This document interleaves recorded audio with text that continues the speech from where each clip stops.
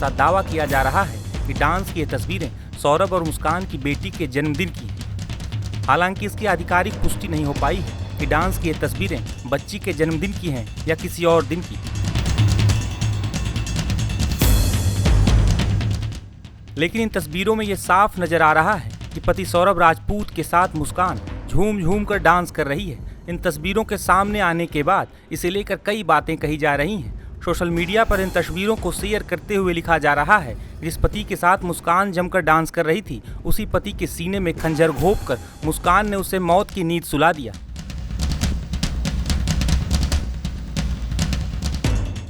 दरअसल मुस्कान अपने प्रेमी साहिल के साथ मिलकर कई महीनों से सौरभ की हत्या की साजिश रच रही थी। हालांकि सौरभ के लंदन में होने की वजह से वो अपने काले मंसूबों में कामयाब नहीं हो पा रही थी। उसे इंतजार था सौरभ के लंदन से वापस लौटने का।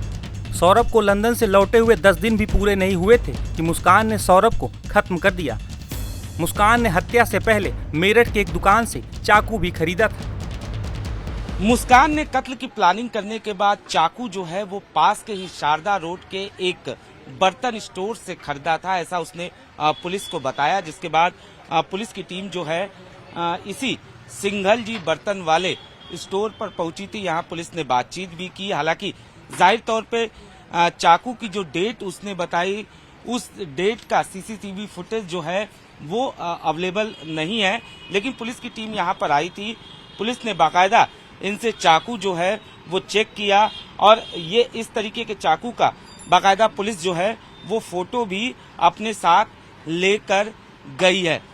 जाहिर तौर पर जिस तरीके से मुस्कान ने साहिल के साथ मिलकर सौरभ का कत्ल किया, उसने बताया कि कत्ल की वारदात को अंजाम देने के लिए उसने न सिर्फ सबसे पहले उसने एक डॉक्टर से संपर्क किया, जहां उसने अपने आप को एंजाइटी का पेशेंट बताया और दवा लिया।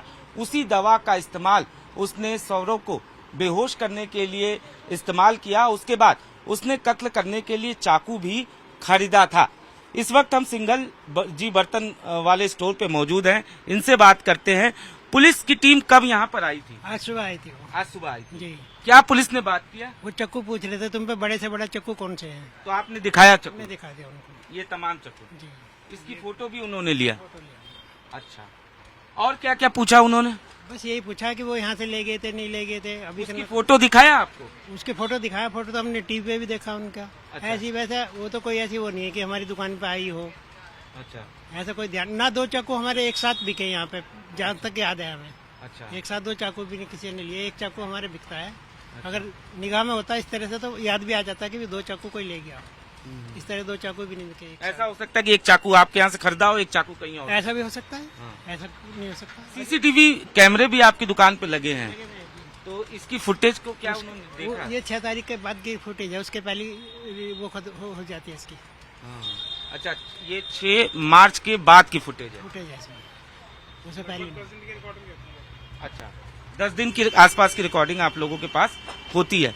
पुलिस की टीम के साथ और भी क्या कुछ लोग थे? जैसे कि उस लड़की को तो नहीं लेके आए थे पुलिस के साथ? बस 3 पुलिस से ही थे लोग, और वो चाकुआ पूछ रहे थे कि आपके यहाँ कौन कौन से चाकुआ दिखाइए हमें। तो 2-3 डिजाइन के जो चाकू होते हैं सब्जी काटने के लिए जो बिकते हैं अपने पास, वो हमने दिखाया था उनको। हाँ। ये सब चाकू बिकते हैं, रोजमर्रा की जिंदगी में रोज ही बिकते हैं इस तरह के चाकू सब्जी काटने के लिए। एक ये फ्रूट नाइफ के नाम से आता है, तो इसका फोटो लिया है उन्होंने कि हाँ ये वाला चाकू की फोटो हमें चाहिए।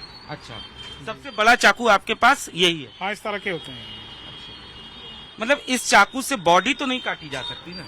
हमारे हिसाब से तो ये चाकू के देखिए पैक पर लिखा था फ्रूट नाइफ है इसका नाम। बाकी किसी देखिए कौन कुछ भी क्या चीज को क्या हथियार बना रहा है कह नहीं सकते हैं। हमारे यहाँ तो फ्रूट नाइफ, वेजिटेबल नाइफ बिकते हैं सारे के सारे। ये इस तरह का जो चाकू का फोटो लिया है, फ्रूट नाइफ इस पर लिखा आता है पैकेट पर इसके।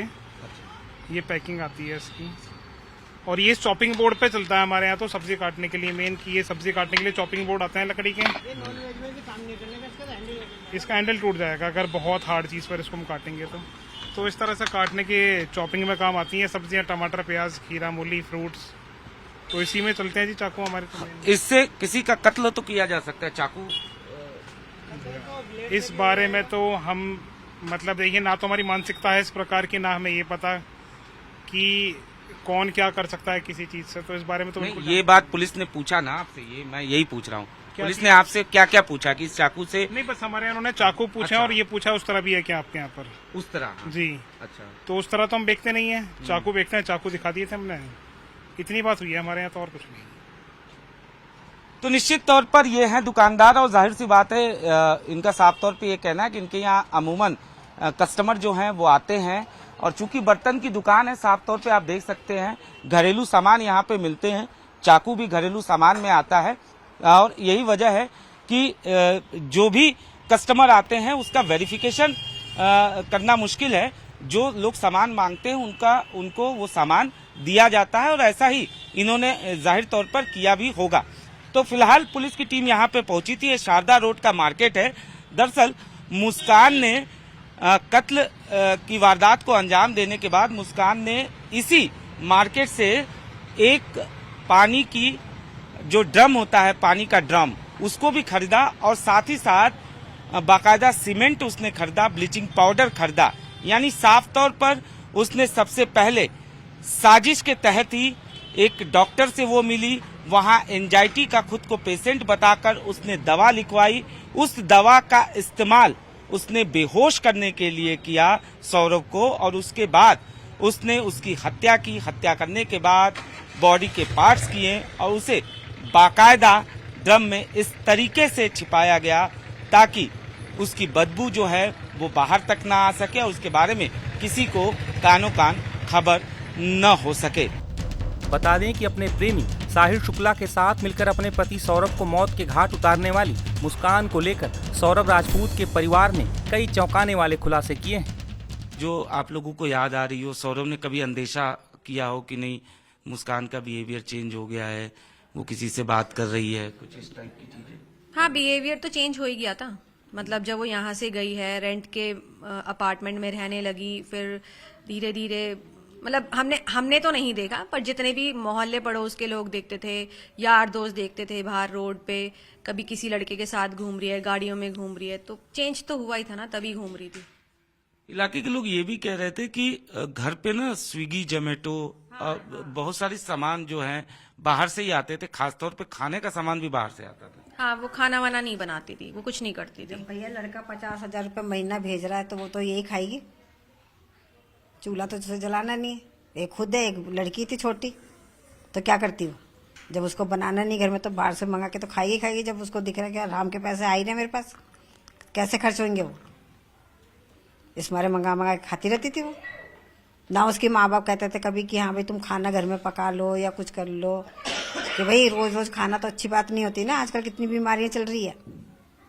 मगर कोई मतलब ही नहीं उनको भी, वो भी अलग रहते थे, वो भी अलग रहते थे। माँ बाप का ये कहना है कि हमारा दामाद जो था वो तो बहुत अच्छा था, वो अच्छे से रखता था बेटी को, बेटी में ही कमी थी, बेटी ही ऐसी थी। ये तो भैया उन्हें पता होगा ना, जब मकान दिला दिया उन्हें तो वो तो मकान दिला दिया, गाड़ी दिला दी, सोने चांदी की चीजें दिला दी, और क्या होगा? तो वो तो दामाद तो अच्छा ही दिखाई देगा, किसको बुरा दिखाई देगा? एक बात चिंकी जी, पुलिस से आप लोगों की बात हुई होगी, जांच के दौरान ये बात सामने आया है कि साहिल को मुस्कान ने बाकायदा ये बताया कि उसकी मरी हुई माँ से हमारी बात होती है, उसने वध करने के लिए कहा। इस टाइप की चीजें, मतलब ब्लैक मैजिक कह सकते हैं या आप कह सकते हैं अंधविश्वास, इस टाइप की चीजों के बारे में पुलिस से आपकी कोई बात हुई? नहीं। किसकी माँ की मरी? साहिल की? साहिल की। मुस्कान जो है वो साहिल को ये कहती थी, ऐसा कुछ आप लोगों को पुलिस ने बताया कुछ? नहीं, हमारी ऐसी कोई बात ही नहीं। हमारी को पुलिस वाले टाइम पे तो कुछ ऐसी बात हुई नहीं है। हम तो बस यही चीज नहीं समझ पा रहे थे कि उसने मार कैसे दिया, बस यही बात थी। ऐसा मैजिक वैजिक के बारे में तो हमें कोई नहीं पता चला है। वो तो जब साहिल के घर का पूरा इन्वेस्टिगेशन हुआ है तब जाके सामने आया कि उसके घर में ये सारी चीजें मिली हैं। हमें तो पता भी नहीं कि कौन साहिल, कहाँ रहता है साहिल, हम नहीं जानते कुछ भी। आखिरी सवाल, आप माँ हैं, क्या चाहती हैं पुलिस से, कानून से, सरकार से आप क्या चाहती हैं? भैया उनको तो फांसी होनी चाहिए, ऐसे को तो जिंदा रहना नहीं चाहिए। इंसानियत के नाम पे भी कलंक हूँ। हमारे साथ तो यही गुहार है, सरकार से, योगी जी से, मोदी जी से, सबसे यही गुहार है हमारी कि ऐसे आदमी को तो जिंदा रहना ही नहीं है। जो चारों पांचों ने सबने मिलके जो भी कुछ करा है उनका न्याय होना चाहिए और हमें न्याय मिलना चाहिए। चारों पांचों ने 2 लोग। वो तो हमें न्याय मिलना उनकी चाहिए। मुस्कान और वो साहिल, वो तो हैं ही, उसके मम्मी, उसके पापा, उसका भाई और उसकी बहन, वो भी मिले हुए थे। बिना किसी के मिले कोई काम नहीं हो सकता। माँ बाप ने शह दी थी तभी तो इतना बड़ा कदम उठा लिया, नहीं तो कैसे कोई कदम उठा सकता। जब हर चीज का उनको सपोर्ट था मुस्कान को, जो भी तो उसने करा, हर चीज का सपोर्ट था उसे कि तू कहाँ घूम रही है, जा रही है, तू लड़की क्यों रख रही है भाई अपने घर। वो लड़की छोड़ छोड़ के उनके पास चली जाती थी।